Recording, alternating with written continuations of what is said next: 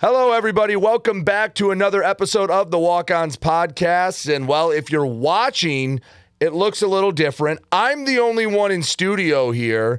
Mike said, all right, let's start a podcast, and then left 2 of the first 5 weeks on recording days. Doug and Jay had real-life things.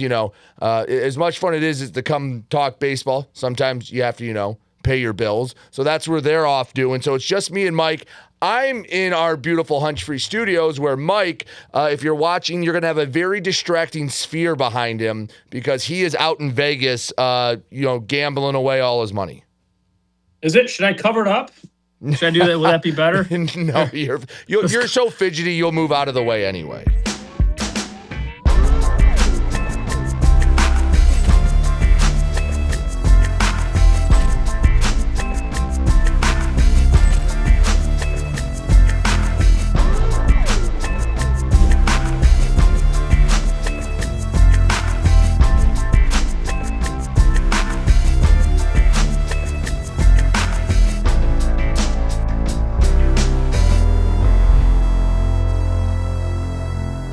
Today's episode, because Doug and Jay aren't here, one thing we're going to do is we're still going to highlight some kids and some statistics, but the biggest thing is we're kind of halfway through a lot of the league races, and we're going to look at that and kind of dissect where they're at in terms of what teams are vying for a title, what teams are trying to make their conference tournament, and what teams are playing for morale right now, because there's a few that are playing for morale right now.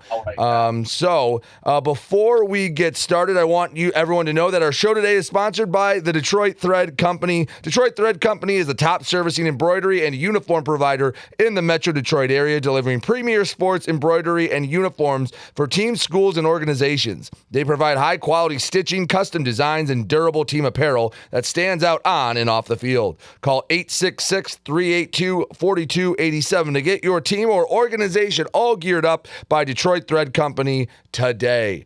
So, Mike, as we get started and we go into this later in the show, we're going to have Coach Adam Piotrowicz on because we learned how to say his last name up at Saginaw Valley. He was awesome. We'll get to the GLIAC in a little bit. You had the Big Ten, which for you was easy. Only one series this week. Michigan takes 2 or 3 from Michigan State. Yeah, so again, we're going to talk a little bit more specifically about a couple individuals today. And one thing I did without doing any research, which you're going to think that That's a great way to preface things. Yeah, I was going to say you're going to get doing any research. Well, what I mean by that is I picked out I did some research, okay? I'm going to show you who's kind of leading the team and things. But I made a little note on the plane this morning for a player to watch, generally speaking, for each team, and it's my opinion. So I'm going to be curious to see how that pans out. I did it without calling any coaches, saying, hey, who's kind of up and coming, who's going to make some noise in this second half. So that's kind of my opinion, and we'll see how that works out, and we'll go from there. So first thing I'm going to do is, again, pulling out the spectacles for this. I am. I have a smaller book today. I don't have my big iPad. You've got the nice, professional one. I'm in a business meeting. Yes, this looks very important. I'm talking on my goddamn iPad. How am I going to do the whole? I'll do the whole thing. So Michigan's 20-15.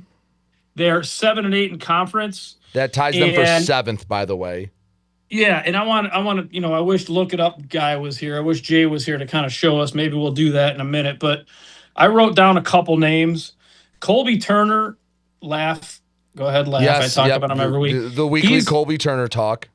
He's leading in every category. He's batting .399. That's pretty good. Yeah, he's got 55 hits, 8 bombs, and 33 ribbies. I watched him this weekend. I went to East Lansing. And he looks like a guy. I mean, he's kind of built like Alex Bregman, in my opinion. Maybe a little bit McGonigal. Am I getting that thing right? McGonigal, yeah. Strong. I want to add more C's. I don't know why I want to do it, but that's my comp for Colby Turner. But .399, 8 bombs, 33 ribbies. Another player I want to mention from Michigan, Brady, is catcher Noah Miller. Mm-hmm. He's really handling the staff well, right? It's, being a catcher in general, but I couldn't imagine being a catcher in the Big Ten. But he's actually batting 305. And he just looked really good defensively. One of those grinder type of dirtbags. And then right-handed At some pitcher, point, someone's going to take us out of context and be like, they called him a dirtbag. Yeah. The good news is Noah knows that's a compliment, right? And I'd say He really most does. baseball people would know, like, unless it's like in response to like a fight or a brawl or like throwing at someone. If you're calling a baseball player a dirtbag, that you mean that like he's a gritty, grimy, blue collar type player. Yeah. Odds are this 3, 4, 5 days I'm here in Vegas, Sherry will call me a dirtbag and it won't mean the same thing.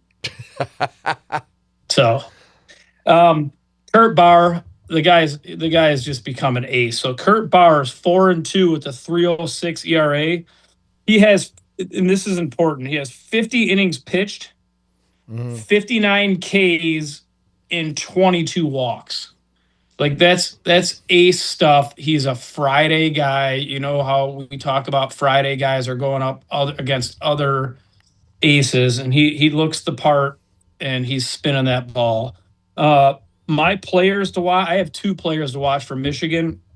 Evan Hager, okay, left-handed hitting center fielder. He's 289, 6 doubles, 2 triples, and 4 homers. Again, athletic.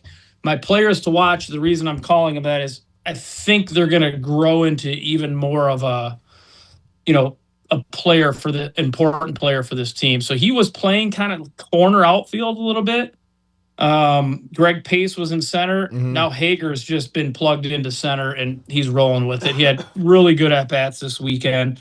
And the other one is the lefty that we talked about last week with Coach Nelly, Shane Bingham. He's 3-3 with a 4.50 ERA, but I watched him again this weekend.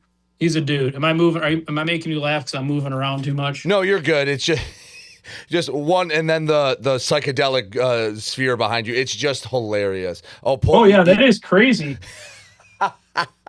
I love the glasses down to see the sphere, though. I can't. Dude, I'm a freaking mess, dude. So anyway, all in all, like I'm excited to see what Michigan ends up doing. They do look like a team, even in this crazy ass Big Ten with all the fake Big Ten teams. I mean, I think they can make some noise. I think they can. Well, okay. We'll talk about Michigan State because my question is going to be: does it matter because UCLA exists? Yeah, that's kind of where I was going. Yep. Like, yes. Oh, hey, I do got to know. UCLA's 33-2. Like, they're a national title contender. I agree, and we will dig into that. But like, one thing I do want to mention about this series this weekend that was very interesting that not that many people knew what was going on, but Coach Stone, who is the first base coach for University of Michigan, he was, by the way, he's close with Coach Petro, which is cool, but he was at Michigan State for years. So I was watching this game. I actually went and sat on the Michigan sideline or, baseline by the dugout. Coach Stone knows all these Michigan State players. He was involved in recruiting all of them. He's at Michigan every fucking pitch. He's talking to guys, moving field. There was Michigan State pissed on a few baseballs, and there was a fielder like just waiting there like this. Can you see me? Yeah. They were just chilling, like it's hit it right at him, right up the middle. So the book. I texted him during the game, and I'm like, "You're the MVP of this game, bro." And he's like, "What the hell are you talking about?" I was watching. It was a very well scouted game, for lack of a better term, because he knew all the guys. So I thought that was a difference this weekend of the series. So Michigan's up. I want to tell you, up next for Michigan, they're midweeks at Toledo, and then on Tuesday, which is I'll give you because I have the rest of the conference schedule, and I will go over that. Talk about Michigan State real quick. Yeah. So Michigan State, they're 12-21, 6-12 in the league. Again, if they could have taken a sweep, it would have been a big difference, right? If they could have won those 3 games. But anyway, Randy Seymour, by the way, Brady, Randy Seymour's parents came up to me and said, thank you for the things that we're doing. I said, don't thank us. He's got the fucking stats. Like, we're not talking about everybody, right? Like, he's He's tearing it up. So he's at right now at this point, he's at 281, batting 281, playing a great defensive first base. Like I told you, he's been a left side of the infield guy playing at first. So that's nice. He's 281, 38 hits, 6 doubles, 12 jacks, 35 ribbies. I think it's going to keep going. The way his swing plays, he hit a ball. People say middle in. This thing was like in. I thought I was going to hit this back right knee, and he hit a home run with it. So, one kid that another kid I'm like super excited about is Isaac Sturgis. He's a sophomore, barely played last year, so it's not like he has all these games under his belt, but he's batting 324. He has 36 hits. He has 2 less than Seymour. 7 doubles, 3 homers, 21 RBIs, and he's very fun to watch at the plate. I watched a couple innings with his dad this weekend. It was just a fun conversation. He's got a little brother that can play too, so who knows what's going to happen with him. Right-handed pitcher Aiden Donovan for State. Real deal. He's got the body, and he is like an absolute strike thrower, dude. He's 2-2 with an ERA under 3 in the Big Ten with metal bats. Losses mean nothing. Yeah, he's 2-2 with a 2.94 ERA. His WHIP's 1.17. So listen to this: 52 innings pitched, 13 walks. That's the pitcher you like, isn't it? Yeah, I mean, like I said, you're playing in the Big Ten with these big donkeys with metal bats, and he's you know what I mean? Dirtbags and donkeys. Well, his stuff's good enough to throw it over the plate and not get hammered. Right. So, my player, I got a couple players to watch for State. One maybe could have been listed as like a top performer for this first little half, but I'm putting him as a player to watch because he's going to do even more damage. CJ Deckinga is a true freshman. He's batting 240 right now.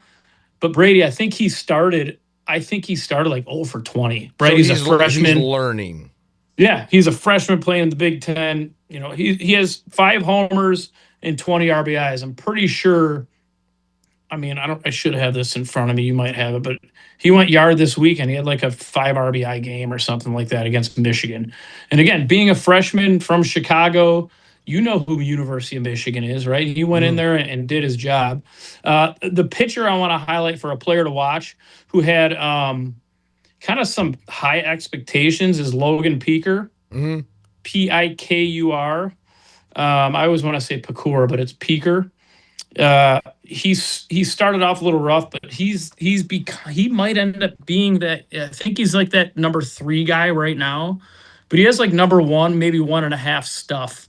So you watch and see what he does. I talked to, hung out with the Broski family this weekend. Yeah. I don't think I said this on tape. It's frickin' Broski. No, at the beginning of the year. You said this, yeah. But then people were correcting me on social media saying it's Broski. So I got to hear from Jim Broski, the owner of the name, or whatever you'd call it. And he said people go, say it both, styles, but he said it is Broski. All right. So right now, so in the Big Ten, 12 teams make the tournament. Right now, the difference between 6th place, which is 7th place, which is 7-8, and 15th place is 5-10. So essentially a 2-game difference between 7th and 15th. Michigan is tied for 7th with Illinois and Washington, and Michigan State 6-12, hanging on to a tournament spot. Michigan the rest of the way. They have Northwestern 5-10 in league. UW Washington also 7-8. They go to Maryland, who is 4-11. They're in the cellar. They go to Minnesota, who's 5-10, and at Ohio, or host Ohio State, the only team left with a better record. Michigan has a pathway to maybe get up into those top 4 and get a bye in the first round. Wow. That is nuts. They have no UCLA. They got nothing. Nope. They already got swept by UCLA. Yeah. I think they already played Nebraska. And I don't think they beat Oregon in a series. Yeah, shit. So they've kind of survived the gauntlet. Now they need to take care of the rest. For Michigan State, they have to go out to Washington. Okay, real quick before you do that, if the season ended today, is Michigan State in the? Yes, they're 11th. They're in a tie for 10th, but they're listed as 11th. So Michigan State is in right now at 6-12, but they go out to UW, who I mentioned is tied with Michigan. They host Maryland, which is nice. However, they have to host UCLA still. Those are 3 games that if you steal one, I'm happy with it. And then Donovan can do that. Aiden Donovan, if they play defense behind him and put the ball in play, steal some bags, they can do it. I know in the locker room you're not going to think this way. My thought from our perspective, if you get 1 out of 3, that is a huge win because then you finish against, you have to go down to Ohio State. So your last 2 series are against UCLA, a top team in the country, and Ohio State, a team that's in the top 6 in your conference. You have to do damage against UW and Maryland. Go back to that UCLA series. So here's what I'm doing if I'm Jake Boss. Coach Boss, if you're listening, I'm sorry if this is offensive. I'm fucking starting Donovan on Sunday. You're throwing off early? I'm going with the Nick Bastion, Cardinal Mooney thing. That's what I used to do when we were first going. I'd have him go game 2 of the doubleheader and see what happens in game 1. I'm going Donovan on Sunday. If I can get 1 win from, against UCLA, why not? All right, let's go. Let's go to the MAC because one team's doing well and 2 others are struggling. Yeah, so Western's 17-15, overall 12-6. Just gonna spit some stats, some guys out at you. Okay, so you're starting with Western, right? Yeah. So they just took 2 or 3 from Toledo, which by the way, I saw them play last week. I kind of understand how they ended up in a little bit of a bench clear. Like there was, I told you. We'll just talk about it. So I was at Oakland, and nothing happened, but. So it was I was texting you. What did I say? It was like the 7th or 8th inning. Oakland's actually up like 3-1. Oakland was playing well in this game. It's a 3-1 count, borderline pitch. Kid from Oakland goes to toss the bat, right? Umpire goes, nope, that's a strike. You see that about once a game, don't you? That is not something that I think is considered disrespectful. I don't think throwing the bat. Yeah, just tossing the bat, thinking it's ball 4. I hate it. I know. Okay, from a coach's perspective, but it's not like showing the pitcher up, right? It's not pimping a home run. It's not staring him down. And it was very routine. He threw it, and the ump went up with the right hand, and he went okay and picked it up. Didn't really argue, just went and got it. You've seen it 1,000 times, right? Yeah. So the next pitch, kid strikes out. Walking off the dugout, and I'm sitting right behind home plate, the pitcher yells, and go pick up your fucking bat, too. Oh, yeah. Yeah. That sucks. Yeah. So, listen. Who was hitting? Those are my boys. Who was hitting? I don't remember specifically. Okay. I think I do, but I don't want to get it wrong. Yeah, okay. But the thing is, okay, there's time to show emotion, right? Like, there are opportunities to do that. Not to go on the Mike Rice midweeks don't matter, but when you're losing in a midweek in a 3-1 game or whatever it was, is not the time to do that. If it's Michigan, Ohio State, or Michigan State in a Big Ten title game or something like a winner go home game, I'm not saying it's right, but I get it. You're gonna get me fired up. You're gonna get me fired up, and I don't like it. You can't drop an F-bomb at a hitter. There's no good time to do that, even if you win the World Series. But you understand what I'm saying, right? You understand if it's a heated rivalry and the stakes are as high as they're going to get, you can see how, you can be like, Coach, my emotions just got the best of me there. A midweek between Oakland and Toledo is not that point.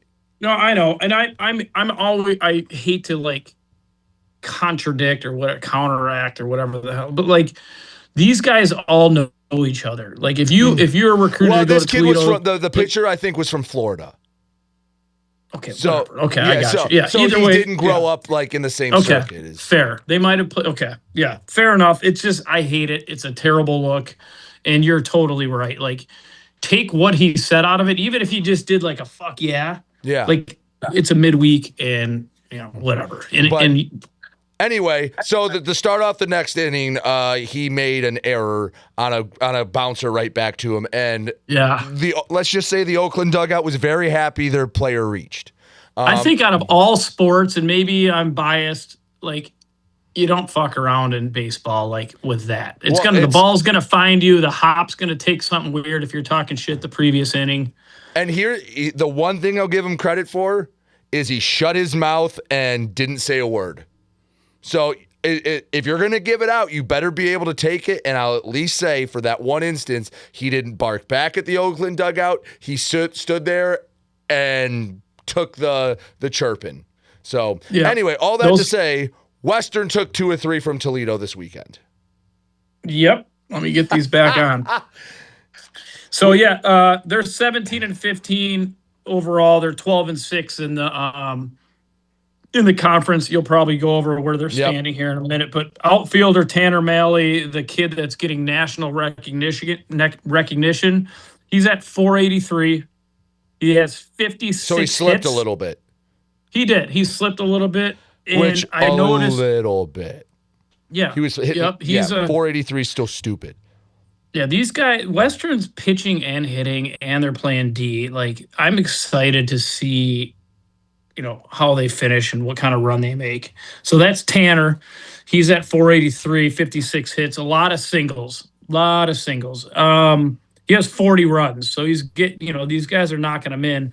Shortstop Mike Maloney. Mike Maloney is at 336 with 5 jacks and 35 RBIs. He seems to be that, that guy that's going to be driving in runs. And again, this is just me looking at stats. So, there's going to be some intangibles once I talk to the coaches and follow up here soon. But pitcher Sam Carlisle looks like the ace on paper. I imagine he is. He's 3-2 with a 3.19 ERA. I mean, anything under 4. Do you just check your pipes out on camera? No, I love that, dude. I do that every once in a while. I'll stand up and see if my tries are going.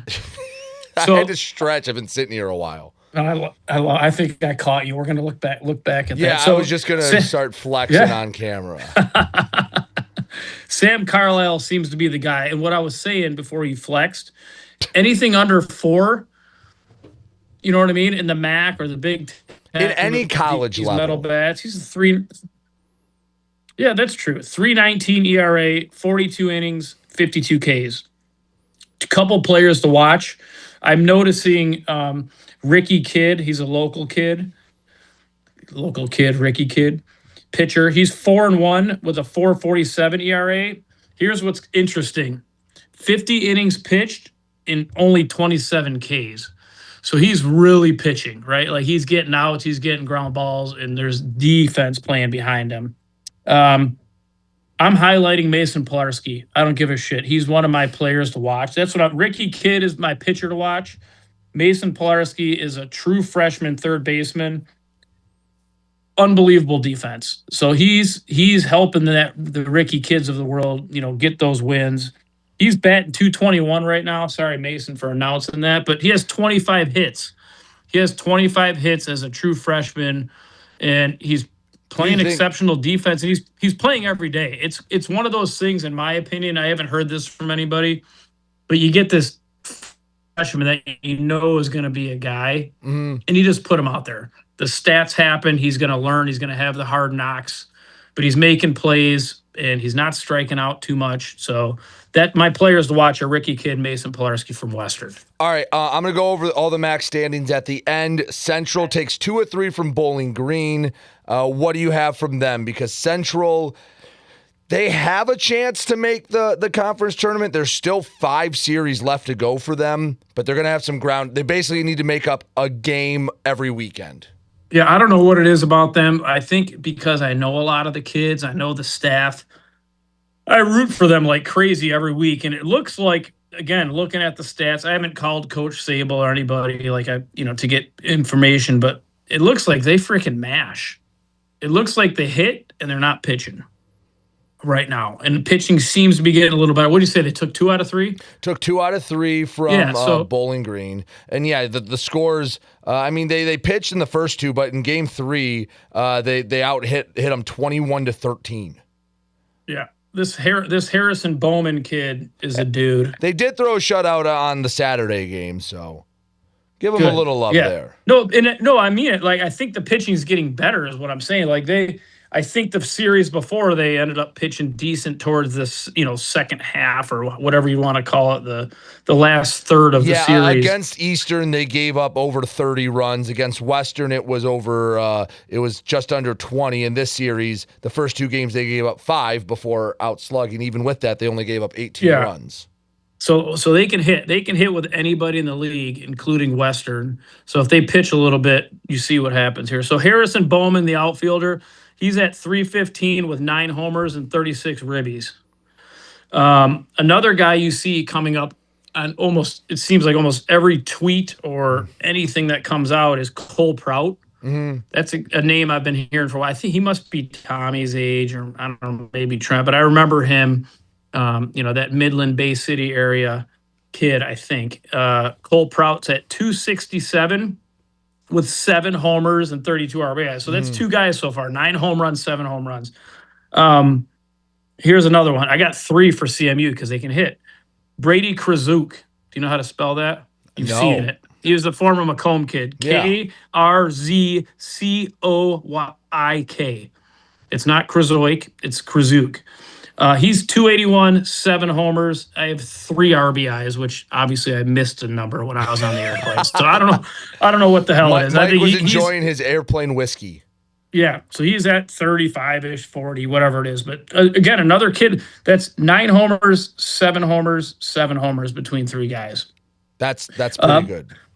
My player to watch, I have 2 players to watch. Somewhat biased because I know these guys, but it's because I know they can play. Watch out for Nathan Ball if he starts getting some more ABs. I have written down here doubles machine.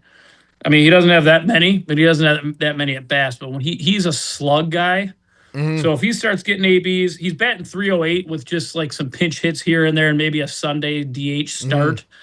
But that's my player to watch, and hopefully we can go back to some of these players in a few weeks to see if I was right on it. Yeah, keep that list on you. The other one is a couple reasons I'm mentioning him. Cam Niehaus, who I mentioned last week, had his first win. I also mentioned that I didn't know if he went to Divine Child or Gabriel Richard. He went to Divine Child. Okay, so you sorted that one out. Yep. So he's thrown 18.2 innings, 18 2/3. As a true freshman, he has 3 walks. That's your kind of pitcher.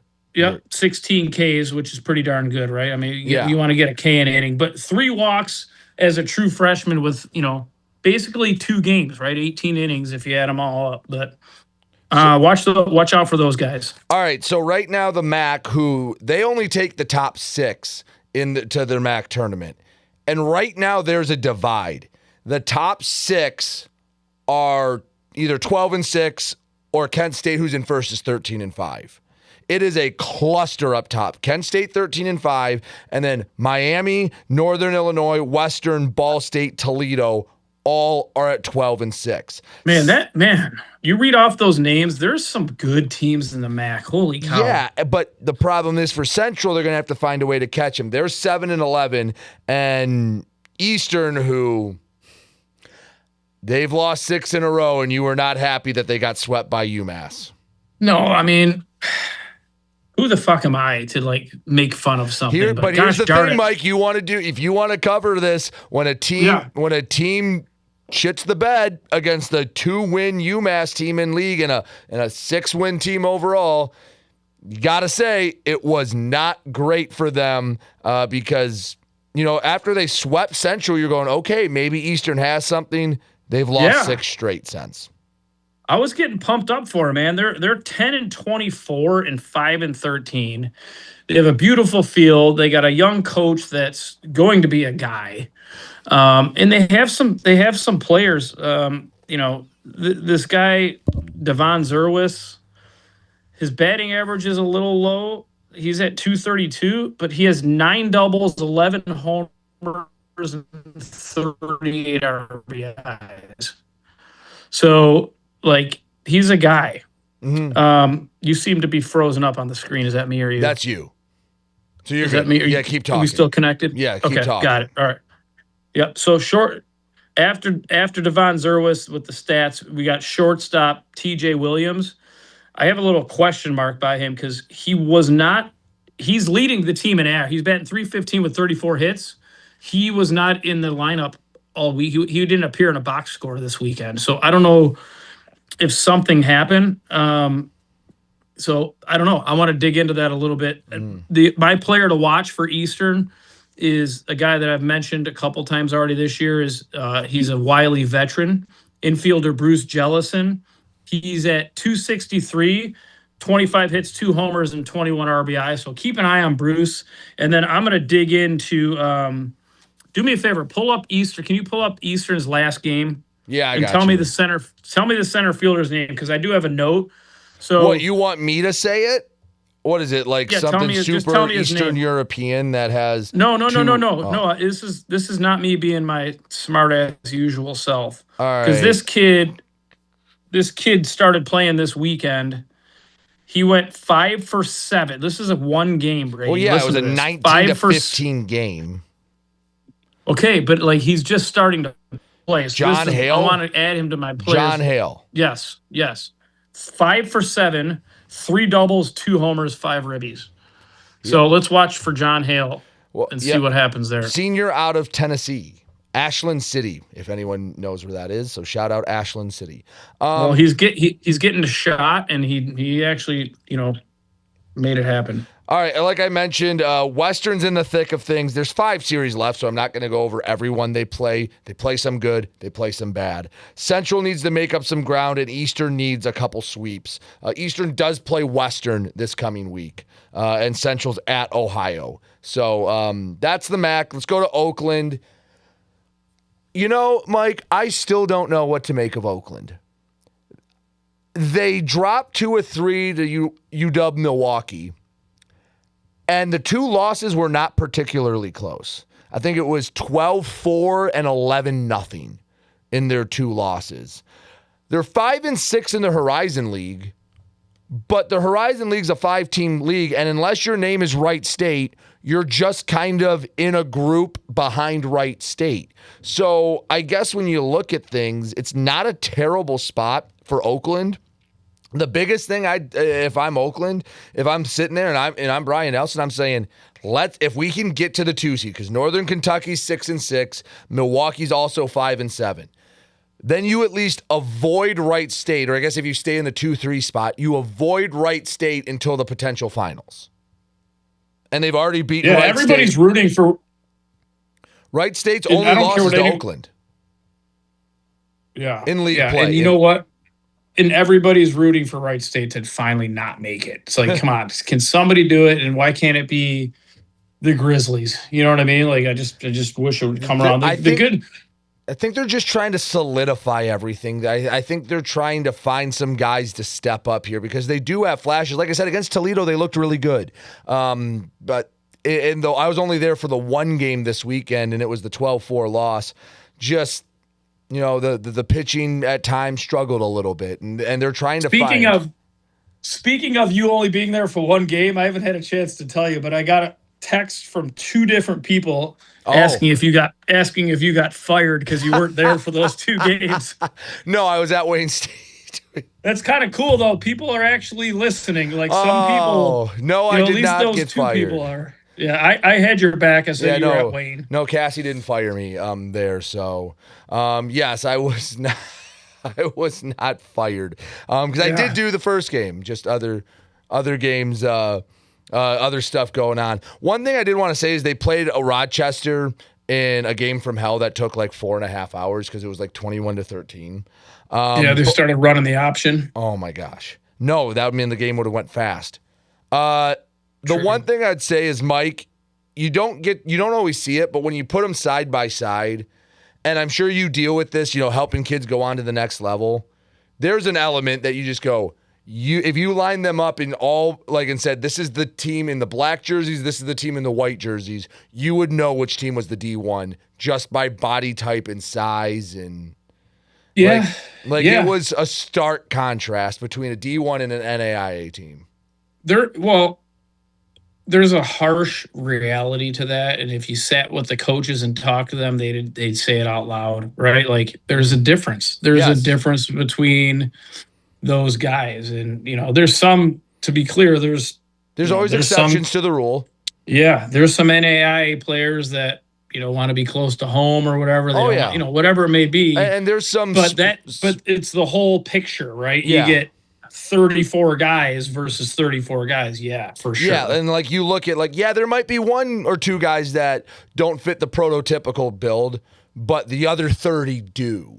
And it was just a reminder going into that. And I know you've had to deal with it. Like, hey, if you don't have the size, you're going to have to really produce to catch someone's attention, because the guy that's 6'4" and hasn't filled out yet and he's already 210 pounds, that's just science that he has a better chance he can hit a ball farther in all likelihood. Yeah. He can make a bat swing faster. He get more torque on the ball pitching than someone who maybe doesn't have. Again, always exceptions to the rules.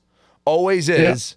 If you don't have some weird different dynamic like speed or spin rate, right? Like if you're my size and somehow you're throwing 97 like Billy Wagner, like that's just, Right. I love when people are like, "Oh, Jose Altuve made it." I'm like, that's one fucking guy out of 17,000 players. Right. No, I knew some guys when I played in college football that, there was a couple receivers that were like 5'6", and everyone's like, well, Darren Sproles. I'm like, yeah, that's the one. That is the one. You don't hear about guy that went there and got a tryout in the NFL and played in one preseason game and then washed out. Like it's just the difference. But anyway, to the GLIAC, I'm not going to spend a lot of time talking about Grand Valley murdering Roosevelt. And we talked about with Coach Petro later. By the way, you rolled your eyes at me today when I said watch out for Roosevelt, and I did not mean like tomorrow. I meant this is coming up in the interview. They're in the GLIAC now, and they're based, I think, out of Chicago. Arlington Heights. Well, the main campus is actually like 2 blocks from Soldier Field. It's literally like in a not an office building, but like you're walking from Soldier Field. It's like 2 blocks, and it's in one of the high rises. Basically. Okay, if the kids generally live right around Chicago, like I think they play out of Arlington Heights. Okay, which is right by Chicago. Yes. Correct? I think so. Yeah. Yes. So I'm just saying, being in the GLIAC now, watching the next 2 to 3 years, someone choosing, I won't name a GLIAC school that has been around, and then they can go live in Chicago and play in the same conference. I don't think it's going to take too long for them to improve. Maybe, but they're not improved right now because Grand Valley just annihilated them. I mean, you know what? I'm not going to go through and list the 12 players that were awesome, because let's just put it this way. If you played for Grand Valley and you were in the lineup this weekend, you probably did well. So they're now 30-6. They are, I think you can put Grand Valley in the national title contender conversation. And they're in first in the GLIAC. Wayne State's on their tail. They took 3 or 4 from Saginaw Valley, which they needed to do. If you remember, they split with Davenport. They split with Grand Valley. The Grand Valley split was a nice one for the Warriors, but they needed to get a series win to keep pace with Saginaw Valley, and they did. They took 3 or 4. They got some good pitching. My boy Gavin Nash, again, was a dirtbag on the mound, pitched 6 strong. He became their front-end starter because I told you Lowry pitched. He came in after not having any control in Game 1 against Grand Valley to pitch on Saturday in Game 4 against them to get the 3-inning save. So they moved him to Sunday. He had a complete game victory in the 7-inning Game 1 doubleheader. And then a guy who's battled some injuries, Gabe Nazelli, pitched well for them in Game 4 to get the Sunday win. He's a country day kid. Hey, by the way, here's what I'm noticing about you as these weeks go on. And I know it's just me and you, so maybe we're talking a little more shit than usual. You're starting to realize that some of our guys are listening. So like about a month ago, you would have said, whoever you're talking about, he got fucking shelled, couldn't throw it over the plate. So now I'm watching stop it. No. I'm watching you pause to go, all right, I don't want to get smoked by anybody Well, next no, week. I was gonna say at first I was gonna say yeah, he got hit around, but Lowry really didn't in that Grand Valley game. He had some bad control, and then Grand Valley was hitting him where they ain't for the rest of it. But for Saginaw Valley, Buck Snaps, he is a dude. One thing Wayne State did well is they controlled Saginaw Valley running the bases. They didn't let them run wild. They threw them out a couple times. I thought they did a nice job. Buck Snaps is a dude. Saginaw Valley has some guys. Aaron Best had a nice game. He had a bomb in game 4 where I was at. So I thought they did a good job. And then 2 guys in relief when they were down. Henry Stemke in game 2 came in and struck out like 5 of 6 guys.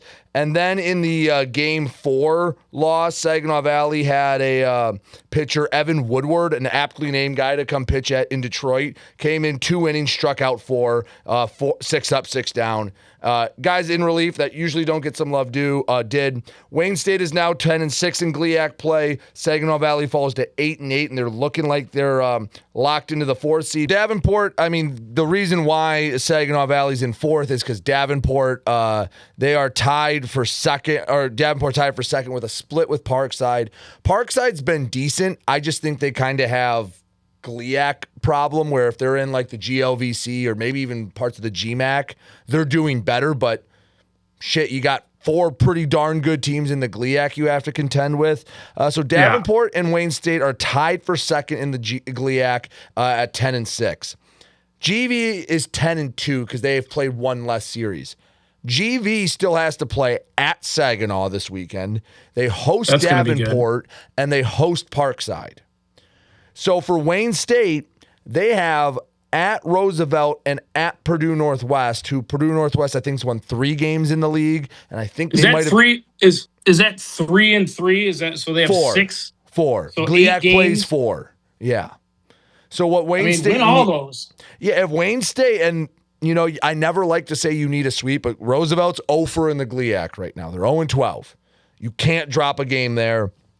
I think 7-1 at worst if Wayne State or I guess Davenport, but they have at GV and then Purdue Northwest. So they control their own destiny a little bit.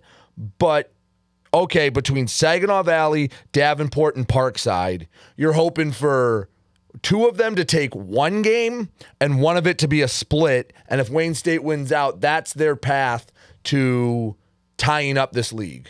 Yeah, and they're gonna try to win the league, and then the playoffs gonna start, and no one has any idea who they play or why they play. Yeah, wait till we talk to Coach Petro about that. Saginaw Valley right now, you're playing. Maybe you can get up to that 3 line in the tournament. You don't want to fall below Parkside, but Davenport, it's going to be tough playing GV still. I mean, the good news is if they sweep, which I don't know if many teams are going to sweep Grand Valley in the country, but theoretically, everything's in front of you, right?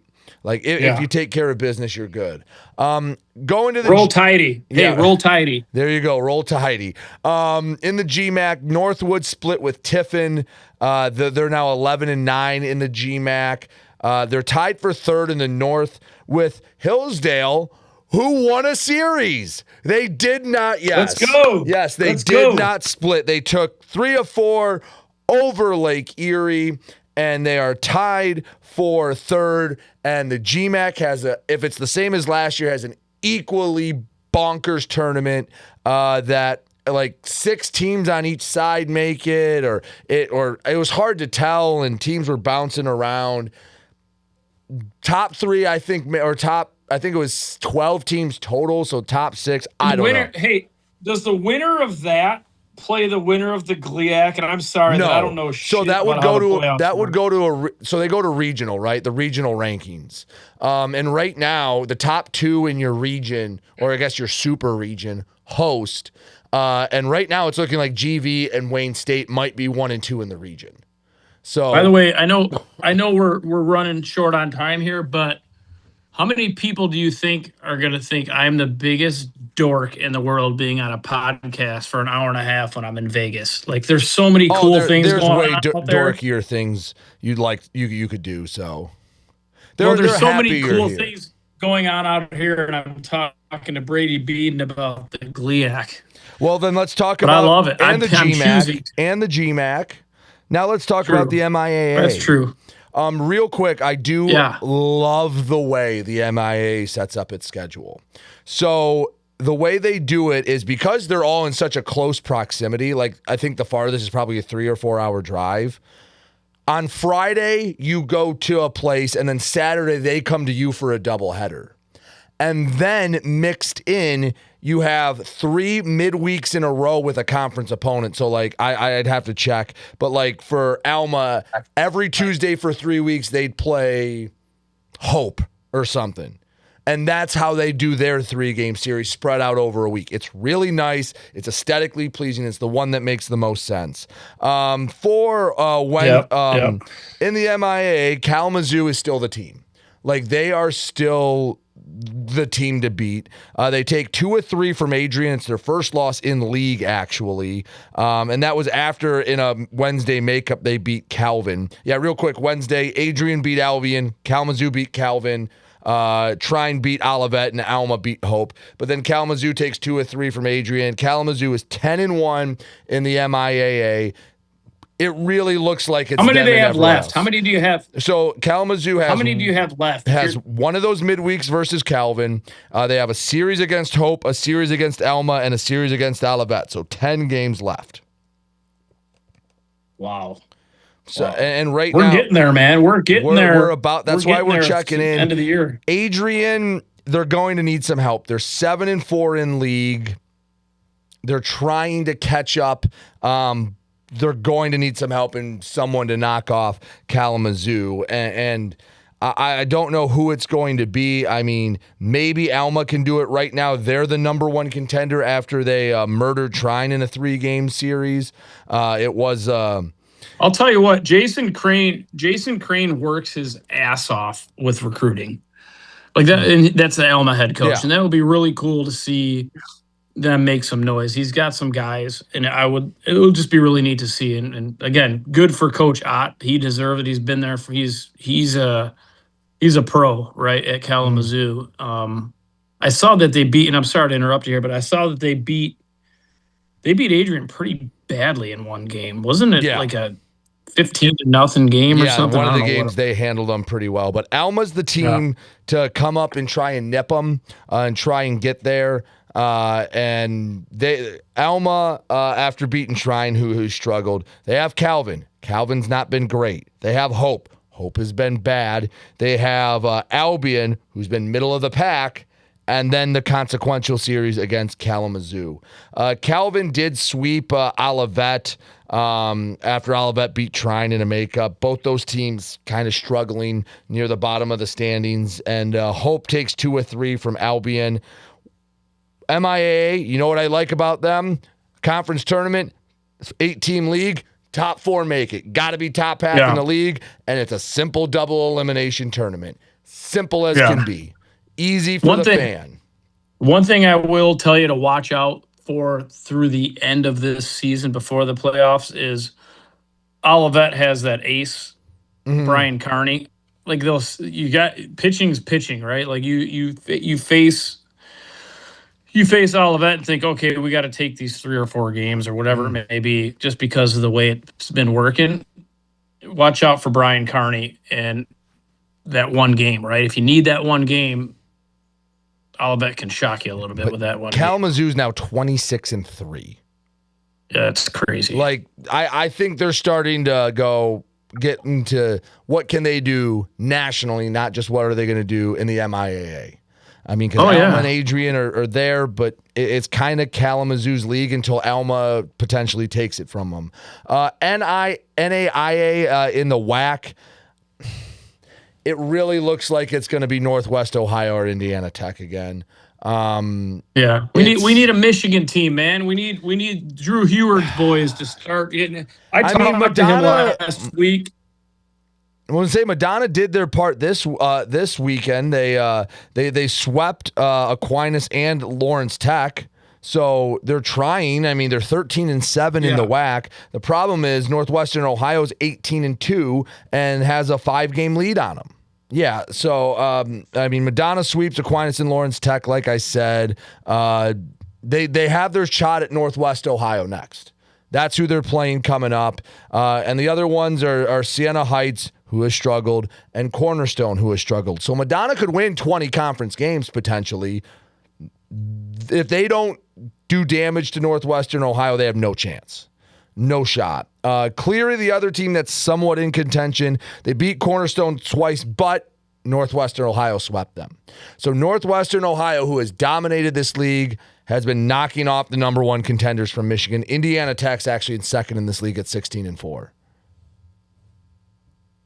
What? How many teams make it in the playoff or whatever? How does that work for them? Oh, I knew you were going to ask me. I believe it was like the let me look this up real quick. I think it was 10 teams. Yeah, and if you know what, if we got to go back to it, the reason I'm asking is last year's top 8 made it. Okay, so I talked to Coach Heward from Madonna this past week. Well, today's only Monday, so this weekend I talked to him. And it sounds like they have some injuries because he's my buddy, right? And I was kind of busting his chops. When are you going to start taking off here? And, I don't have access to everything. I don't know who's hurt or what's going on. It sounds like they have some injuries and maybe some guys coming back. And I think maybe their ace blew up. I don't want to say blew out. That sounds terrible. I think their ace had some arm action issues. So if people come back, watch for them in the playoffs. They still got the kid. The kid that's got like 65 home runs. Yeah, Mitchell. Yeah. So other teams battling for it. Aquinas is in there. They beat Cornerstone twice, but like I mentioned, they were swept by Madonna. Did take care of U of M Dearborn, who's struggling. Rochester swept Siena Heights, but was swept by Northwestern Ohio. So they're kind of in the middle, trying to make it into the tournament.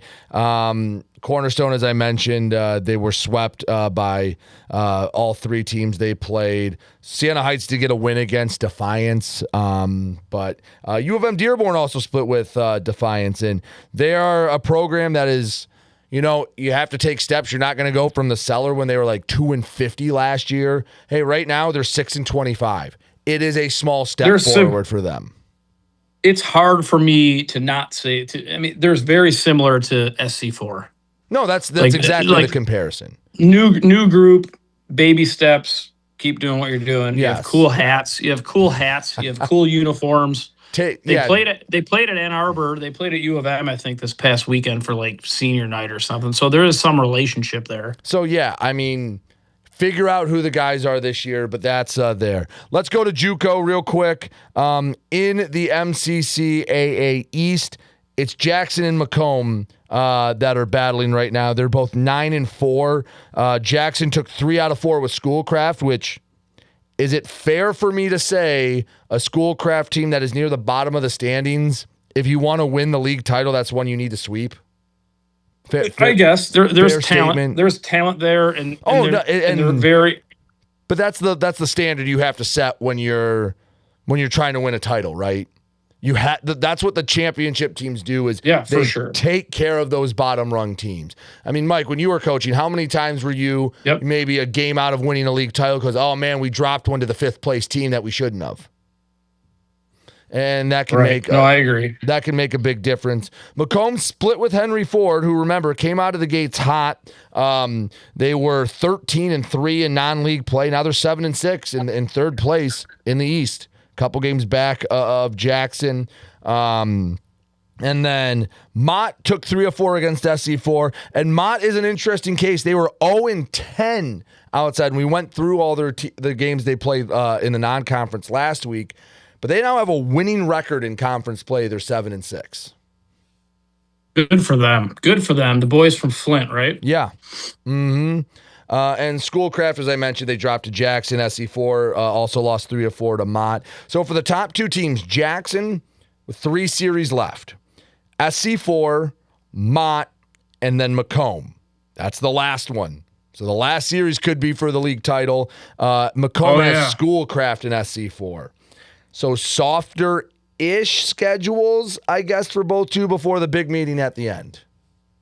Yep. We'll see what happens. Maybe we'll make a little. Where's it at? Where's the Jackson Macomb? It's so they do. It's like two there, two there. I think. Let me. All right, we'll find out. Let me We'll double find check. out. Maybe we'll At find least out. the ones Maybe we at can get them- Macomb. I'm pulling it up right now. That's why we need Jay here. On April 30th, it's home, and on May 2nd, it's at Jackson. So Thursday, April 30th, 2 and 4:30. Could be very consequential. All right, maybe we'll check that one out. Absolutely. Yep. And I know we're on a time crunch. Doug did send me some names, but yeah, we got to get to the West here. And I'll make it simple in the West. Kellogg Community College, 12-1. Yeah, man. 28-6 overall. I went. I saw Lansing and Kellogg play each other this weekend. Yeah. Very, very, very interesting. You could tell it was a rival. Mm-hmm. That's all I will say. You could tell it was a rival. Kellogg bunted the shit out of the baseball, and they can hit. And, Lansing is a top team every year that you want to make sure you kind of strive to beat. Yeah, because Kellogg took 3 of 4 from Lansing. They're 12-1 in league. I mean, Lake Michigan after taking 3 of 4 from Glen Oaks. And again, Glen Oaks came into that one 1-8 in league play. If you want to keep pace with Kellogg, you have to sweep that. And Kellogg's, 12-1. They have a 3-game lead with 3 series left, including one against Lake Michigan on the last weekend of the year. So you do have those games there. But I don't know, Kellogg, I mean, okay, they play Ancilla, so they're going to win 4 there. But KVCC and Lake Michigan are 2 and 3 in the conference, and they both get a crack at Kellogg. So maybe they can knock them off. Both of those schools have some guys. Like you can always win a ball game with a couple guys if they're hot and other people just do their standard job. Kalamazoo Valley took 3 of 4 from Ancilla, but again, you want to keep pace with Kellogg. That's one you're looking back on, man, we should have swept that series. But it's baseball, and it's hard to do.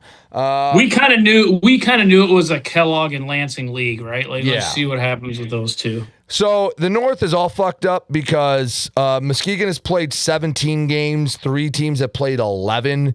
Right now, my gosh. Yeah, right. Right now, Mid Michigan is 12-3. GRCC is 10-3. So those are the 2 teams up top. They're gonna get their games in, and that's a problem because it's gonna be a problem with arms. Oh, 100%. Like we went through that at Cardinal Mooney, right? Like there's a lot of times where we're getting games rained out or snowed out. You're playing 4 doubleheaders in 5 days. Yeah, dude, and it's just hard for you're not University of Michigan, right? Where you can bring out your 5th starter and catch lightning in a bottle, right? Like your 5th starter is a 5th starter for a reason at that level, and it's going to be very tough on those arms. All right, but yeah, in that one, I mean, Mid-Michigan split with Muskegon and swept Delta. GRCC split with Muskegon, and the rest, again, is kind of messed up. Like, you're going to have some big ones left. Mid-Michigan does still have to play GRCC. That is this week. So we'll have some clarity on that coming in to this week. So before we go to Coach Piotrowicz from Saginaw Valley, want to let you know the show is produced by Hunch Free Studios, a full-service digital media company specializing in video production, comprehensive digital marketing solutions, and software development with full-service website design. Thank you to our friends at Hunch Free Studios. Now, here's Coach Petro from Saginaw Valley. All right, now time to welcome on our guest for this week, Coach Petro. And Coach, I want to start there because Mike has purposefully not said your name. He has just called you Coach Petro anytime he's verbalized anything. So we'll start with that. Can you say your last name correctly for everyone at home? Yeah, no problem. Not the first or the last time either. Piotrowicz. Yes. See, there's like a V. There's like a V in there. Yeah, it's the what German, I'm guessing, or no, just a dumb Polak with a bunch of vowels thrown in and pulled out of a hat. Piotrowicz. All right, so Coach Piotrowicz joins us, Adam Piotrowicz of Saginaw Valley. Coach, thank you for coming on. Really appreciate it. And I guess we'll start here. Just tell us a little bit about your background. I know you've kind of bounced around the state of Michigan a bit and Ohio as well. Walk us through your journey to Saginaw Valley. Well, I started off as a graduate assistant at Heidelberg University, Hmm. which is a Division III school in Ohio. And it was a great situation and setup because one, we were really good. We won the league and the league tournament both years, and then went to the World Series our second year and finished fourth. But it was a great setup for a kid out of college that really just wanted to kind of postpone his student loan payments for a couple years, Yeah. Yeah. while not wanting to go work in an office yet. And I didn't really know what I wanted to do. What year was it, Coach? Okay, sorry to put you on the spot with that. 2008 was when I graduated college. So 2009 and 2010 is when I was at Heidelberg. And Okay. it was a great setup. Like, got my master's paid for free. They gave us free housing, free meals, and then a small stipend at the end of the day. And then the best part about it was the only assistants he had at the time were GAs. So we got to work like a full-time assistant coach. And the guy that I worked for, he Matt Palm, he's now the head coach at Findlay University. He was also the athletic director at Heidelberg at the time, as well as the Oh, baseball wow. coach. So got to really learn how to run a program successfully and kind of the ins and outs of the day-to-day operations, the recruiting side of things, and a lot of people on the outside, heck, even my own family at times, I think, still thinks that it's just show up, throw BP, and hit fungos, but there's a lot of other stuff that goes into it, that I would not have known and would not have known how to go about it the correct way if I didn't work for him. So you still keep in touch because you play them every year. Like when Yeah, Tommy was there, I remember I found that center fielder kid was a stud, if I yes, remember Cam correctly. Farrar, yeah. Yeah. We Yeah. have another really good one, Casey Maruniak. He's a senior this year. We actually play them tomorrow. Oh, And wow. we're supposed to get a lot of rain tonight, but I also don't mind making him complain about the field being wet in the outfield and everything, just because, I mean, he'll usually talk shit to me in the third base box, and then I'll usually chirp him right back, and like, all good natured. Yeah. But yeah, he'll even start making comments to our guys to tell me that he said this Oh, that's the and that. best. So yeah, but no, he's very good, been very successful wherever he's been. Yeah, it's Um, funny. It's funny, actually, Brady, didn't we in a couple episodes ago, wasn't there something going on with Oh yeah, when Finley them and trounced, Bowling Green? when they beat Bowling Green, they were talking some mad shit online about being the Yeah, premier orange and black school of Ohio. So that was pretty cool. That 'cause I was think pretty they pretty cool. run fun. ruled Bowling Green. Yeah, no, I remember seeing that on online. Always entertaining, So especially you when, went, go ahead. no, I was just thinking, so where from Heidelberg was Valpo or where was that? Where, Valpo, yeah, okay. Valpo. And after I was done with my 2 years as a GA at Heidelberg, he said, you can come back. We can try and find like a small stipend position to allow you here. But obviously, I was done with my master's, and I didn't want to make $1,000 or $2,000 at the time. So I made the really smart decision to just send out every emails and resumes to a bunch of people asking for volunteer jobs instead of turning that down. So Wow. doesn't really make sense at the end of the day. It's all about relationships Yeah, at that age, though, right? Like you're yeah, meeting so many darn people. But go ahead. Sorry. no.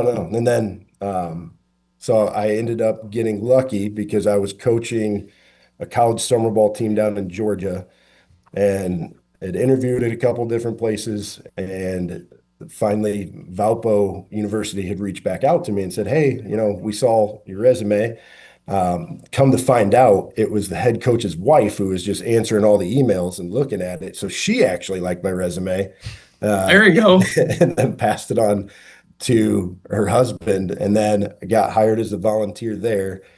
And after like 2 days there, the second assistant and kind of the assistant recruiting coordinator, he had actually quit coaching altogether to go sell wine and cheese, I think, down in Indianapolis. He was just tired of the grind of everything. Yeah. So immediately got to go into a spot where I was the hitting coach and worked with the outfielders, the infielders, and the catchers, Wow. defensively. Because the head guy, like, he was a 9 year big leaguer, but he was more of a figurehead, and he would say that. But he let me kind of run our own thing. And then the pitching coach, he handled all the pitching side of things and the recruiting side on the pitching side. and then all the strength and conditioning stuff. So it was cool. I got to learn how to run a system in a program or at Heidelberg, and then got to actually implement it and basically do it whatever I wanted when I was at Valpo. And we had some success there. We made it to the conference championship game all 3 years that I was there and won it the second and third year. What conference are they in? Are they in? They're not. What No, were they? they were in the Horizon. Yeah, that's what I thought. Okay. So that's when Yeah. you were there. They were Horizon. Now they're in what, like Missouri Valley or something? Or Yeah. Yeah. Okay. Now they're in the Missouri Valley. They joined the Missouri Valley, I think, like 3 or 4 years after I left there. Gotcha. Which the Horizon League back then, when it was UIC and Wright State, Butler was still in it at the time. Like Yep. I mean, Wright State's always good. Yeah. They still are to this day. So is UIC. But yeah, the league, obviously college sports have changed a lot, and Yeah. teams have jumped to different leagues for basketball or football or whatever. I was gonna say, I always assume it's like a football move when you see that stuff going Yeah, on. no, I know there it was always basketball. Oh, that's true. Yeah. Homer, what was his name? Homer Drew. yes. Homer Drew. Bryce and Homer, all that stuff. Yeah. Yep. And then from there, got asked to go to Western to join Billy Gernon and his staff. And then I was there for, I don't know, 8 or 10 years. That all kind of runs Wow. together. Part of it was during the COVID year. Yeah. Where I was but I was the recruiting coordinator and associate head coach while I was there. You know what? Now that I think about it, okay, so I didn't think we are going to get into this, but so Heidelberg and then eventually Western, if I remember correctly, Sikorsky was recruited by 2 schools, and one was Heidelberg and one was Western. I believe that. Was that a Petro thing? No, I don't think so. I know the guy that's the head coach there now, and after Palm left, he was an assistant when I was there. Okay. So like he recruited Michigan hard, and especially the Catholic leagues. Because it's not that far from Tiffin, Ohio, even though it's kind of the armpit of America. I was hoping it was going to be like, oh yeah, that was all Petro there. I wish I had a part of that. But with Easton at Western, yeah. Yeah. I think I saw him probably like 7 or 8 times. Yeah, that was my first phone call, and we'll probably get into it though when you got the job over there. Just curious, with my son going through when you were starting there, and man, Sikorsky, all those guys speak so highly of you and says a lot about you. But keep going with the background. I'm sorry, I do this to people all the time. My bad. No, you're good, Mike. You can cut me off whenever you want. I'm not that important. So from there, I interviewed at a lot of different places. I probably have like 77 resumes and applications for places that turned me down for one reason or another. And I was fortunate enough, right time, right place with Saginaw. And this is my 4th year there, or 4th year here. Yeah. And yeah, the seniors are so the sophomores, hopefully I say this the right way. The sophomores is kind of your first generation. The juniors are your first generation, right? Kind of. Yes, but we do. I mean, because of the roster situation that we kind of had when my first year and Tommy's first year, where we had 65 guys on the roster, more than the Lions in training camp. We have a lot of redshirt juniors as well right now, but like the true juniors academically, those are the first. That was my first class, but I mean, the redshirt juniors are the guys that are seniors, and all the guys that we inherited. Like I told them the same thing. I chose them; they didn't choose me. Yeah, really cool. I'd done my background on a lot of them, and we didn't cut anybody. We had some guys that quit. Some guys that were on the team prior to when I got here that I think they heard what the expectations and the standards and stuff like that were going to be academically, the weight room, all that. This isn't really for me, and there's no hard feelings there. And I still actually talk to a couple of them. I'll see them randomly at games. But yeah, now we're down. The roster naturally is down to around like 37 guys. Wow, that's a good number. Yeah, we've been doing it by like however many people we have graduate. Like the first year, I think we graduated 14. Yeah. We brought in 8. The next year we graduated 24 because there were a ton of COVID fifth year and sixth year guys on that team, the regional team. And we brought in, I think it was 12. And then the year after that, we lost another 10. We brought in maybe 8 or 9. And that number has gradually trickled down each and every day or each and every year. I wanted to ask you a little bit about some of the players that have moved on to pro ball. But first, Brady, I want to tell you a little story about Coach Piotrowicz. So, as you know, Tommy was recruited to go to Saginaw Valley, my son Tommy, and it's a weird thing as a dad and just baseball in general when a coach leaves or for whatever reason, and then a new guy comes in with all these new recruits, and you kind of want to stay out of it as a parent, right? And then me being in the baseball world, it was super like, I don't know, it was on me to make it uncomfortable, right? Like I would call you every day about a player, but then like, God forbid, it's my son. No, you're But good. but Brady, Coach Petro reached out to all the recruits, and he had a conversation with me. I don't even know if you remember this, Coach, but you obviously had a lot on your plate taking over a program. You said something to me that you said a couple seconds ago that you kind of, I forget how you said it way more elegantly, but like you kind of picked the roster too, or how did you say it? Like I chose them. They didn't choose me. They all made their commitment to another coach, another program, philosophy, all that stuff. But yeah, I saw what we had and what we had coming in and what this place can be, and has kind of trended to be. And yeah, I chose them. So like yeah. even I the don't know. seniors right now, I think that's the first thing I said at the beginning of this year's meeting is like, there is no my guys and old guys like that. They're all my guys. Like I love Yeah, Ethan Scheib. I love Chase Raymond. I yeah. love Will Juday. Like those guys will always, Those guys are easy to love because they're dogs too, aren't they? yeah, Yeah. they're No, pretty but funny it too. was very impactful what you did there, and a lot of college coaches I don't think do that, but like that was a big deal for me, not as a coach, as a parent. Like it was like holy shit. I told my wife before I even told Tommy that we had that conversation because everyone's worried at that time. Yeah, I would It's have a been. crazy time, right? Like you have no idea what's going on. But that just, told me right away, you're into this for the right reasons. You're probably going to be a lifer when it comes to coaching, right? Like that's just how it goes. But that was really cool story. So Brady, I'm blabbing a lot because you know how I feel about Coach Petro. I'll keep going, but do you have anything before I dig into the couple other things? Oh yeah, I mean, what was it about Saginaw Valley? How did you find out you were the head coach? Because you said you sent out almost, probably close to 100 resumes somewhere else. Yeah, What, that was over the course of probably like 12 years right? No, with all that. and trust me, I know that feeling of sending things out, and it gets to a point where you're sending them out. You're like, well, I'll never hear back from them again, but I've got to send it out. So you send it back, Pretty you hear much. back, and then how did you find out you had gotten the head job? Um, well, it was a weird transition time at the university too. The president had just retired or just announced he was retiring. So they were in the process of finding a new president.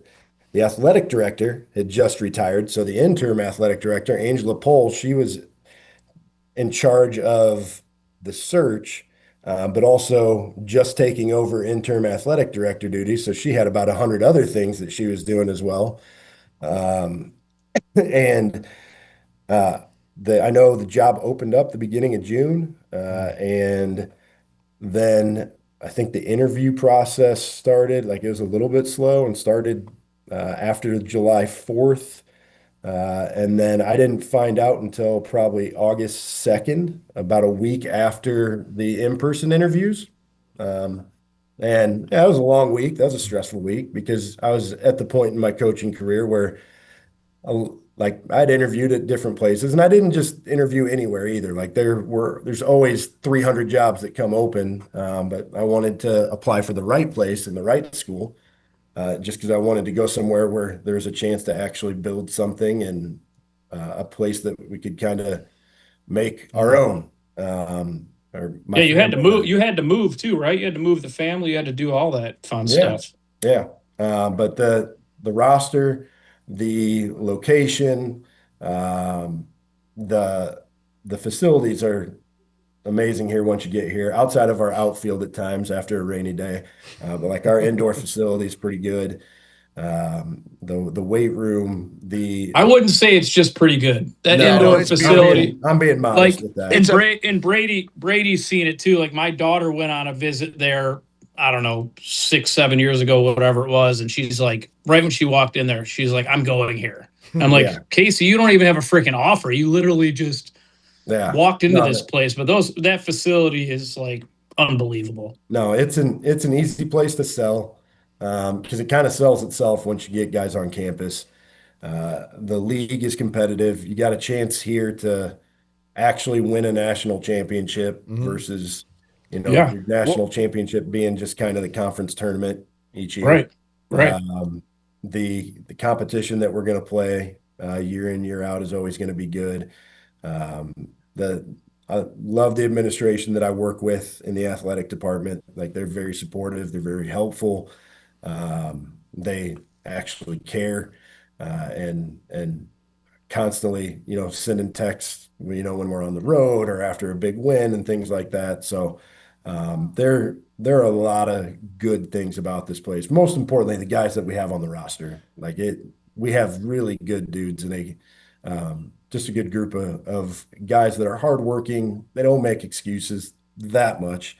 I mean, everybody is going to at some point, but Yeah. they kind of just they roll with the punches and show up each day ready to work and ready to compete, regardless of what the circumstances are. Yeah. And it's been like that since the group that I inherited to the group that we have now.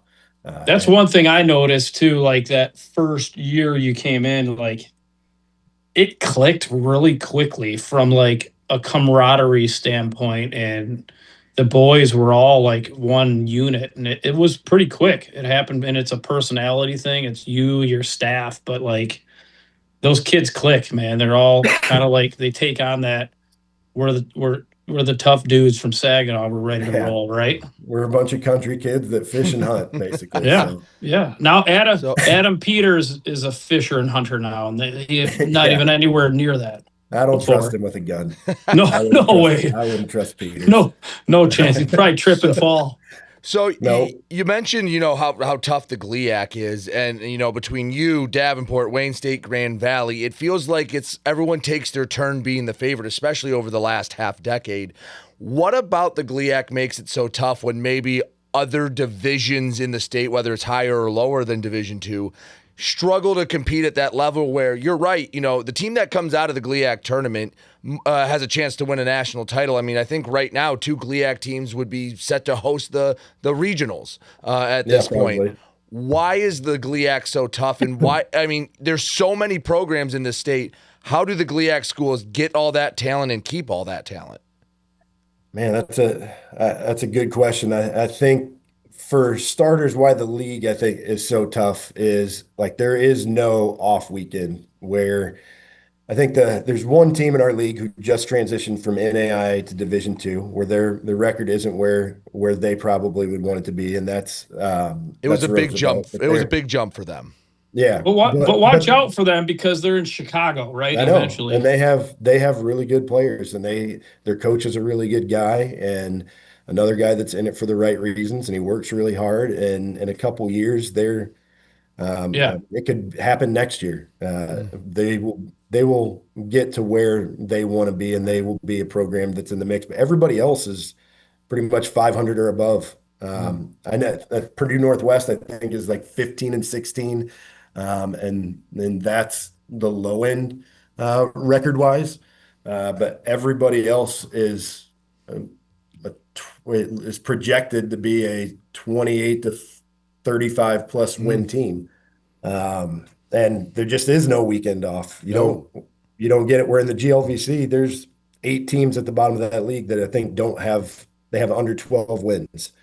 And they don't play the whole schedule. So you may not play the top 2 or 3 teams in the league on any given year, but you play all 5 of the bottom 7 Interesting. teams. I did not know that. Where here, I mean, we know we're going to play Wayne State. We know we're going to play Davenport. We know we're going to play GV, and we know we're going to play Parkside and Purdue Northwest. We know we're going to play the same teams every year. There's never going to be this year we drew the lucky end of the schedule, like some of the bigger schools and bigger conferences.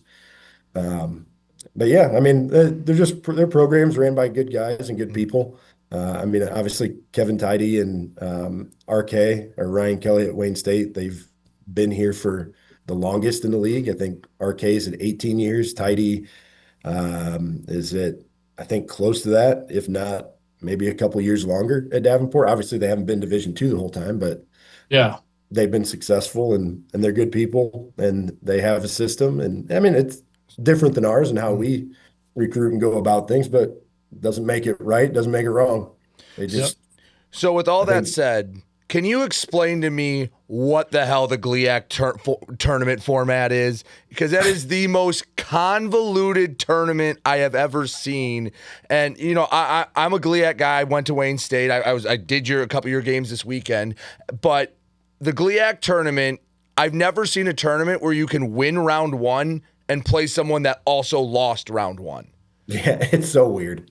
It's so confusing. I still couldn't tell you what would happen if we were the 1 seed or the 4 seed. I still don't know who we would play in the next round, win or lose. You just wait for someone to tell you, hey, all right, next you got Parkside next. Yeah, cool. Okay. Do I have the 9 a.m. game? Do I need to get breakfast at the hotel, or are we good to wait until lunch and get lunch delivered to the field? Yeah, it's confusing. I don't know why they don't go to where just make it 1 and 2 get a bye, and the other 4 teams are playing the first round. Right.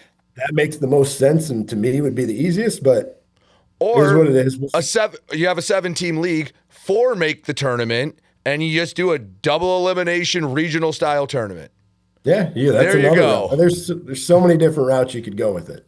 By the way, Brady argues about every conference tournament. I don't know what you got going on in your brain. I just show up to watch people play. Because it needs to be simple, right? Like if a fan goes, all right, like let's say there's maybe someone on the football team or just a Saginaw Valley alum that goes, hey, the Cardinals are having a good year this year. Let's see how they're going to do in the conference tournament. And you look at it, and it looks like you look like it's a foreign language, and you go, wait, if they win, they go here, but if they lose, they go here.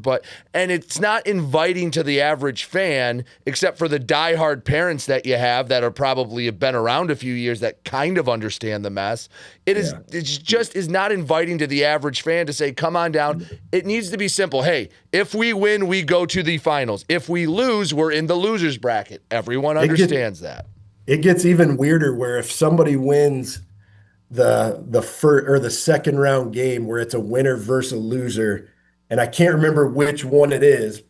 It's not for both of the losers. It's just for one of them.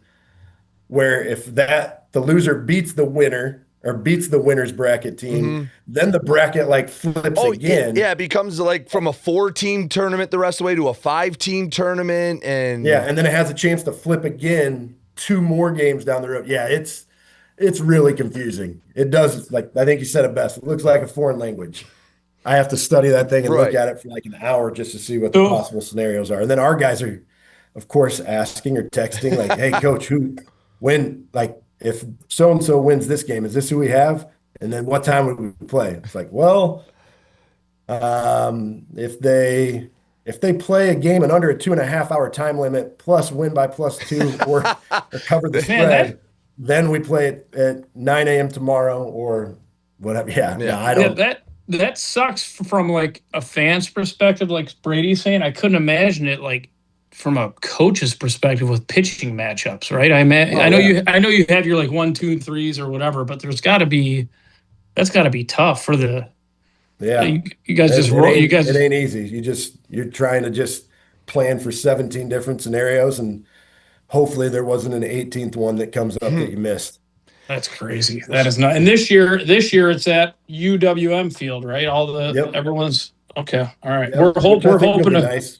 That like the that was the biggest complaint the past couple of years about at Lansing, where the new ownership group had kind of just made things a little less personal feel, where they were blocking off different sections of the stadium and you could only sit in certain areas. Yeah. But I think UWM Field at the turf, that is like we just played on it last week. That was really, really nice. And I've been to a couple USPBL games when a few of our guys have played there, and like the atmosphere is actually really, really cool. By the way, when you played there, what'd you have, 14 stolen bases in that game or something dumb like that? I think it was a video game number. It was 15. Okay. Yeah. Yeah. I mean, Yeah, that doesn't happen. No, and it's probably the fourth or fifth time we've had over 10 plus, I think this year. Maybe Is that, have you always been like that? Have your teams always been like the base stealing threats? I just never really noticed. I guess I didn't realize that. always wanted to be. Our first year here is kind of like we had a lot of guys that were uncomfortable having the green light because they'd never had it before. And kind of learning and understanding when to go, but also trusting that they could go. And that if they got thrown out or got picked off, because we do a combination of a lot of different things. Sometimes we do the vault leads. Sometimes we delay steal. Other times it's straight steal with the bigger lead, different lefties and righties. Like we have a lot of different weapons in our bag, I guess you could say, that we want to be able to use and can use on different types of pitchers and different types of looks that we're going to get. Yeah. But I don't think guys were as comfortable yet in trusting their own abilities and trusting that, like, if they got picked off, I wasn't going to get mad. They weren't benched for the season. Yeah, basically. And to where now we do put a lot more, we have put a lot more emphasis on it, not only in the fall, but really when we come back from winter break, we've hammered any and all different situations that we could do, like even stuff as simple as getting them comfortable going back into the base at a bigger lead or with a vault lead. If they felt were comfortable getting that they could get back to first, okay, then after that clicked for them, they're like, oh, I don't have to worry about getting picked off. I can start to be a little bit more aggressive because I'm good. But yeah, we've put a little bit more of an emphasis on it, but it's the same stuff we've been teaching. We just have a really athletic group, and mentally and like I guess baseball instincts wise, it's kind of clicked with this group, and they've kind of fed off of each other. So, Coach, like I said, I did a couple of the games this weekend at Wayne State, and one thing I noticed, game 2 did not go your way. Your starting pitcher just didn't have it that day. You got into a big hole early, but one thing that I saw and I was really impressed with was, I think you were down 7-0 at one point.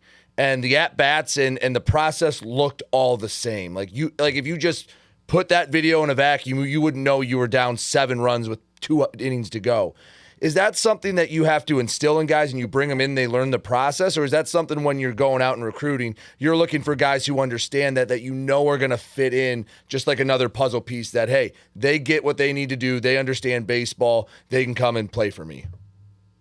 No, it's a little bit of both. Like I think more than anything, you want to bring in the right character guys, because if a guy has a good head on his shoulders, in baseball, you are not going to be immune to failure or to frustration or panicking or worried about failing. Like doesn't matter how good you are, doesn't matter how well you've been brought up, how well you've been coached. Eventually, it's going to happen, and you're going to deal with some adversity, and everybody is going to crack a little bit at some point. But I do think there is something to the type of toughness and character kid that you're bringing in that can help ease that transition. We're still not perfect.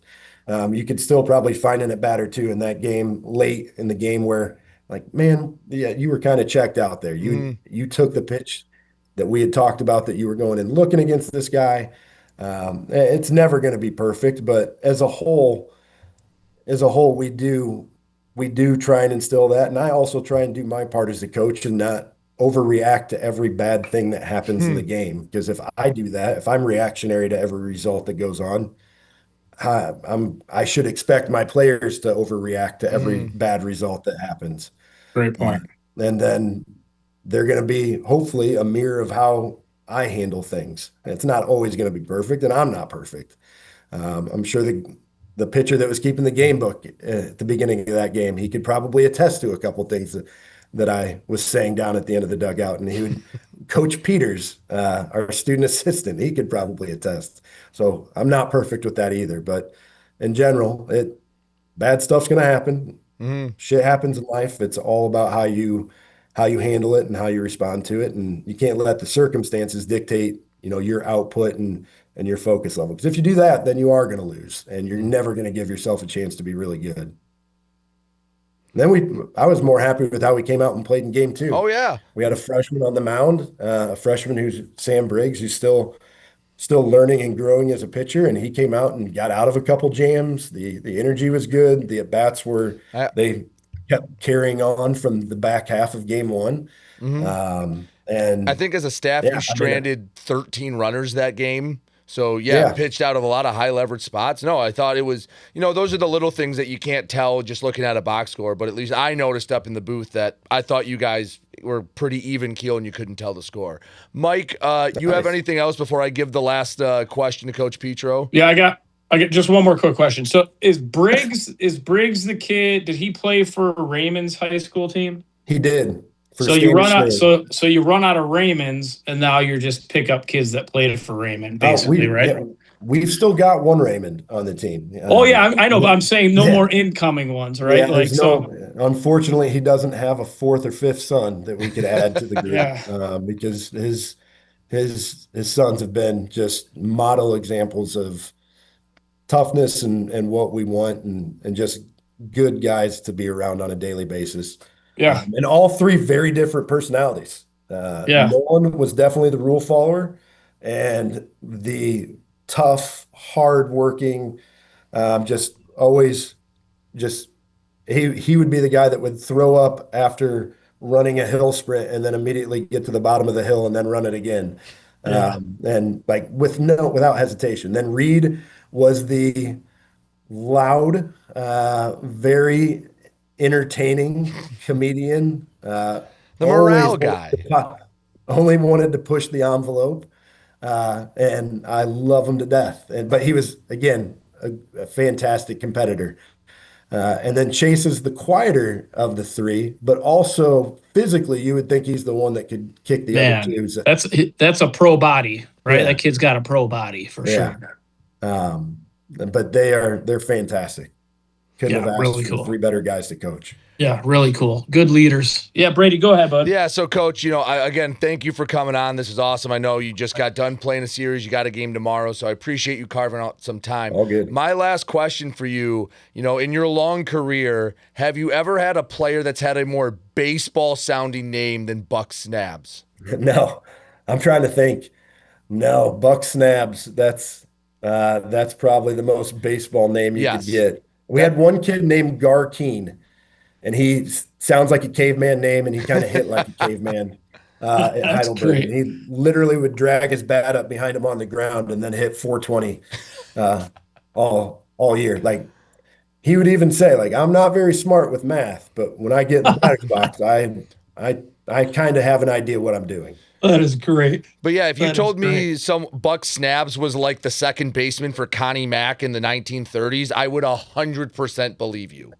Yeah, and he backs it up. He's a very intelligent baseball player. He's a smooth infielder. I went and watched you guys the other day. He's a pretty smooth infielder. Yeah, and he's smart. He's very, very heady, very intelligent, has instincts, and he's always looking for the extra base. He's not afraid to make a mistake, and this year he's really grown up from just a mental aspect, things on a day-to-day basis. And he had a good year last year, but he's doing everything really, really well this year. He's from having base running to great year this year. Yeah, to hitting, to defense.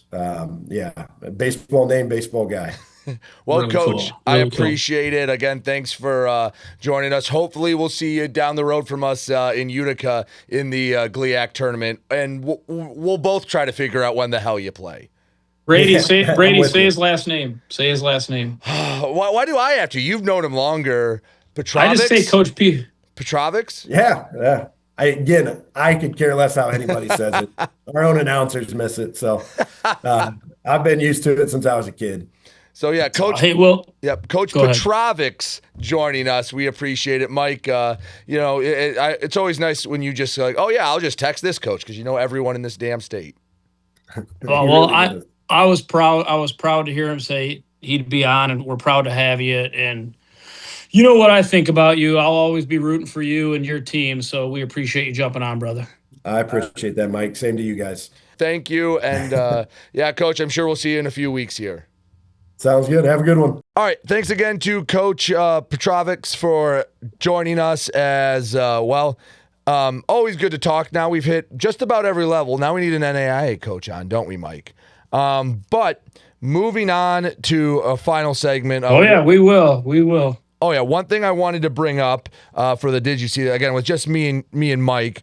One thing that was curious, and this isn't baseball, but football. And so this actually started the day we're recording, and Mike, I just sent it to you. And this is wait a second. I'm fine. You're putting me on the spot here. This is gonna be nuts. Yes. This Well, is gonna no, be you're fun, gonna have a but it's natural gonna be reaction. nuts. So I just sent it to you. So we'll start with saying this is a high school kid, and when you did you see this? I didn't open it. I just read it, but go ahead. All right, so this is a football one, and right now, very quick backstory. If you don't know, these are junior day times where, you know, the seniors are already committed, especially at the D2 level. Kids are going on visits to kind of weed out and funnel down the class. This is one of the first big official-ish things you can do, excuse me, with juniors in football. And this young man, if you've seen it, you've seen it. I'm not going to say his name because he is a high schooler, but he put it out on social media, so I think it's fair to talk about. He just said, after a really great day at GVSU Junior Day, I'm blessed to not receive an offer. Let's keep working, and then tagged all the coaches in it. All right, so Ooh. this is fucking hilarious. So this kid is awesome. I love this kid. Really? And you know what? Yeah, because I know football's different, but like the announcement of offers. Oh, so that's Okay. why you like this. It bothers the shit out of me. And okay, when Tommy Rice, my son, was like 12 years old. Yeah. And okay, you know Tommy, and hopefully he doesn't get mad at me about this, but Tommy was like 4'11". I don't even know if he was 5 feet. And he's the most humble kid, like most down-to-earth kid. And he got like a letter in the mail when he was at St. Thecla from like Ball State for something generic. If we went back and looked, if it was still there, he put out a tweet that said, blessed to receive this letter from Ball State. I had 6 turnovers, 3 travels, 4, making fun of himself.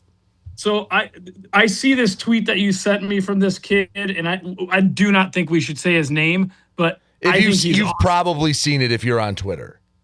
But I will tell you, that has not been the overwhelming reaction. I know. I knew that. People are trolls. Well, I would not have advised this kid to do this. And Tommy, I know you have the headset on. If you want, I linked it in the Google sheet if you want to pull up this tweet. Well, if he was, if you don't have your laptop, but the point being, Brady, if he was serious, go ahead. Yeah, that's the question, right? And that's why you tread lightly on social media. And the old adage is, on the internet, unless you explicitly say you're sarcastic or not being serious, people are going to assume you're being serious.